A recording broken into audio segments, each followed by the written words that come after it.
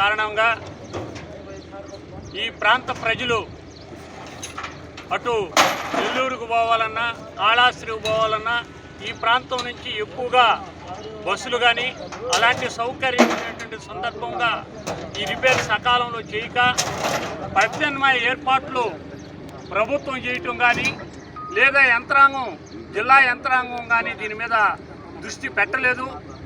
అందువల్ల ఈ ఇబ్బందులు గుర్తించి వామపక్ష పార్టీలు అదేవిధంగా అనేక మంది రాజకీయ వామపక్ష పార్టీలతో పాటు ఇతర రాజకీయ పక్షాలు ఒక సాధన కమిటీగా ఏర్పడి ఈ ప్రాంతంలో రోడ్డుని ఈ సాధన కమిటీ ద్వారా అనేక మంది సహకారంతో ఈ రోడ్డుని ఏర్పాటు చేశారు.